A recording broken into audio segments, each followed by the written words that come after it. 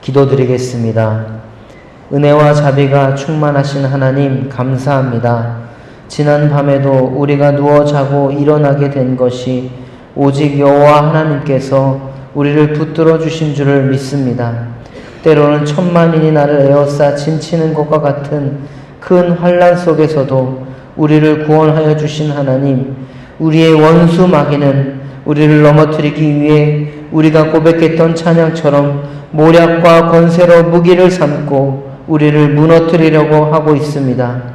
그런 상황 속에서 우리의 힘만을 의지할 때는 패할 수밖에 없지만 우리의 구원이 오직 우리 주님 예수 그리스도께 있음을 고백하며 주님이 우리와 함께 하심이 얼마나 우리에게 큰 은혜이고 복인지 깨달아 알게 하옵소서.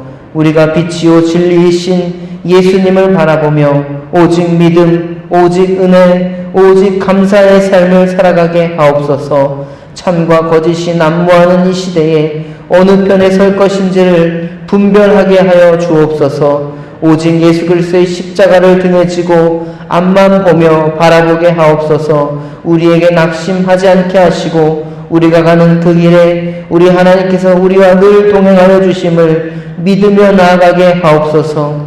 이 나라 곳곳이 시름시름 앓고 있습니다. 장마의 피해로 가족을 잃은 분들, 묻지마 범죄로 인하여 가족을 잃는 분들에게 하나님의 크신 위로와 회복이 있게 하여 주옵소서.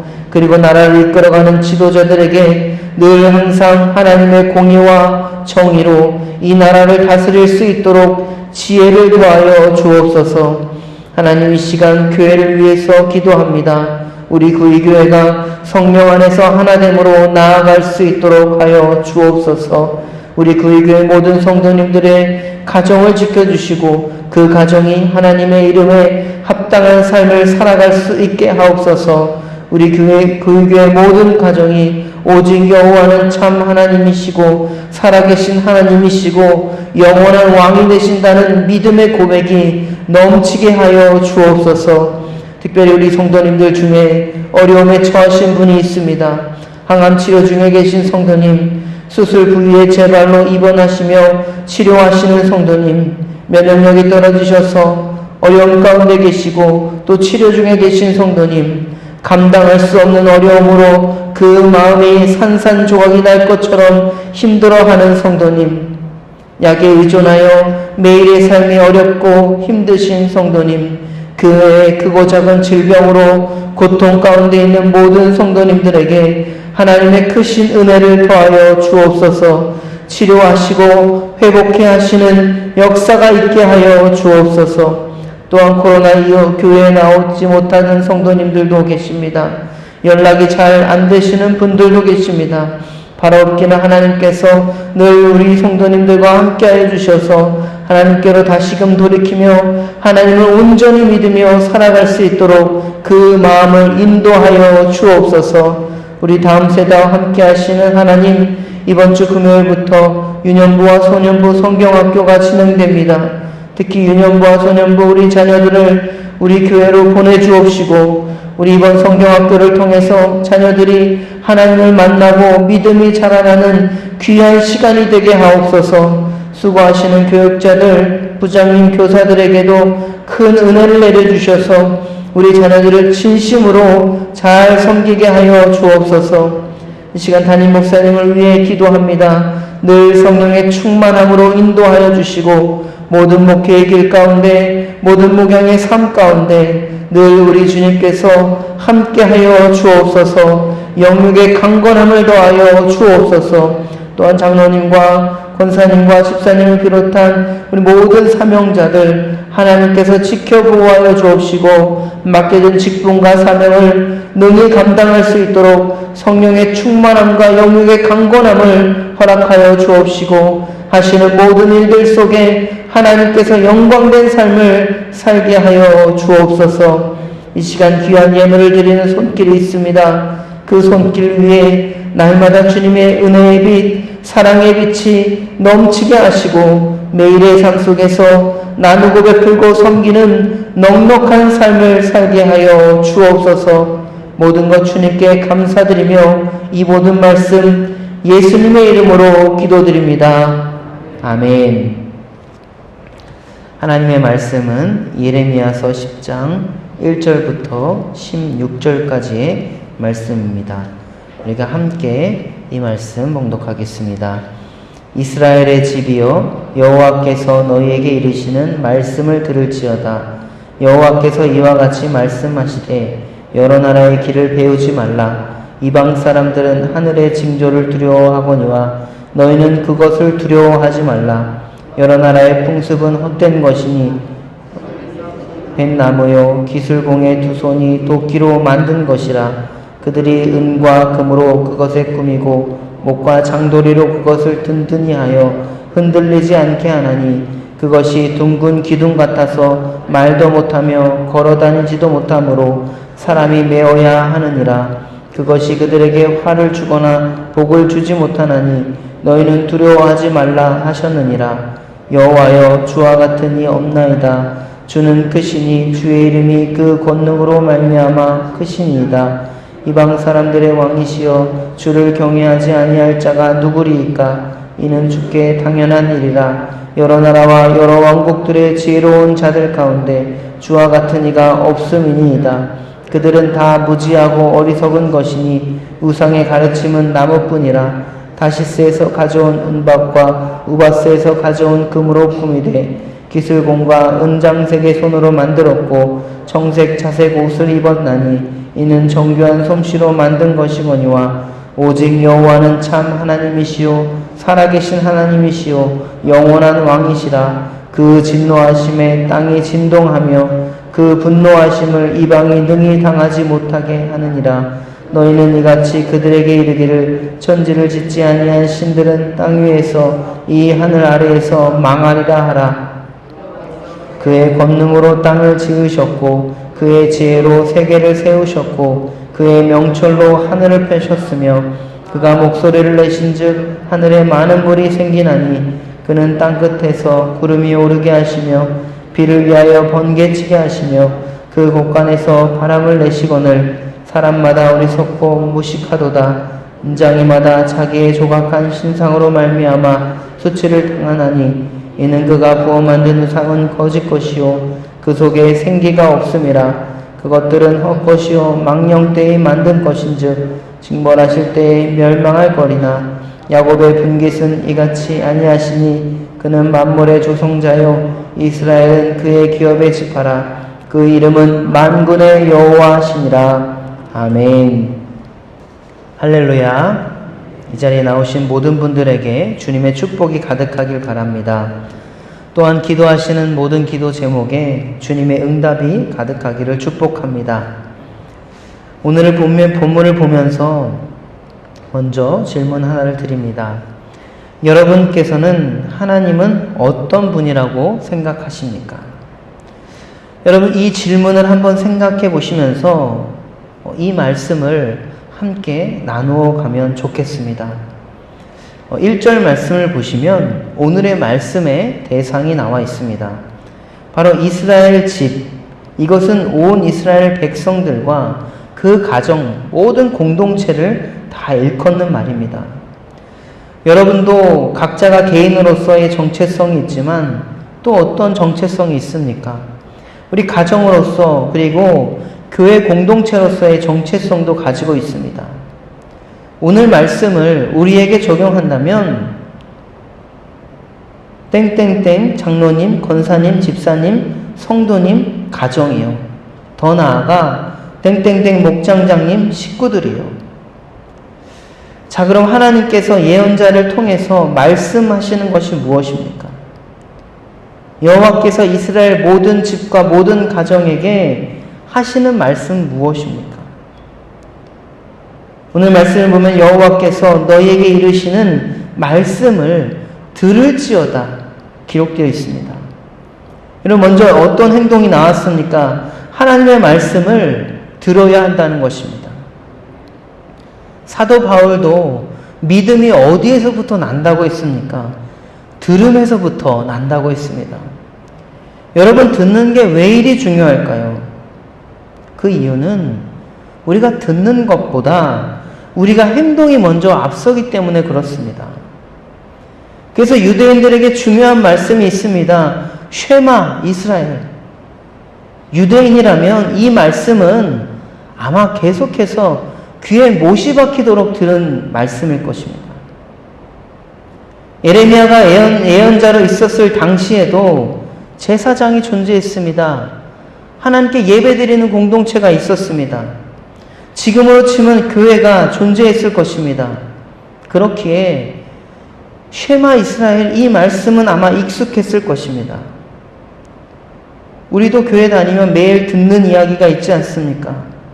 오직 예수, 오직 은혜, 예수님의 은혜, 예수님의 십자가와 부활, 소망.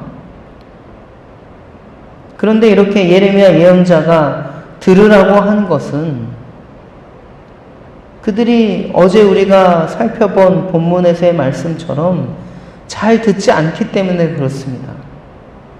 그래서 예언자의 말의 수위가 점점점 높아지고 있습니다. 심지어 그들이 경멸하는 이방인과 같은 처지가 될 것이다. 이렇게 이야기하고 있습니다. 여러분, 그럼에도 그들은 말을 듣지 않았다는 것입니다. 아마 그 시대에도 하나님의 말씀은 많았을 것입니다.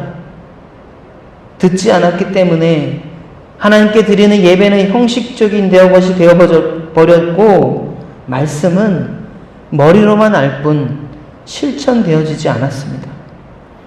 그런 상황 속에서 예언자는 다시 한번 힘을 내서 오늘 말씀에 여호와의 말씀을 들을지어다 라고 이야기하고 있습니다. 여러분, 어떤 말씀을 들어야 합니까? 2절 말씀입니다. 여호와께서 이와 같이 말씀하시되 여러 나라의 길을 배우지 말라. 이방 사람들은 하늘의 징조를 두려워하거니와 너희는 그것을 두려워하지 말라. 5절입니다. 그것이 둥근 기둥 같아서 말도 못하며 걸어다니지도 못하므로 사람이 메어야 하느니라. 그것이 그들에게 화를 주거나 복을 주지 못하나니 너희는 두려워하지 말라 하셨느니라. 여기서 하나님께서 말씀하시는 것을 세 가지로 나눠보면 첫 번째는 여러 나라의 길을 배우지 말라. 두 번째는 하늘의 징조를 두려워하지 말라. 세 번째는 우상을 두려워하지 말라는 것입니다.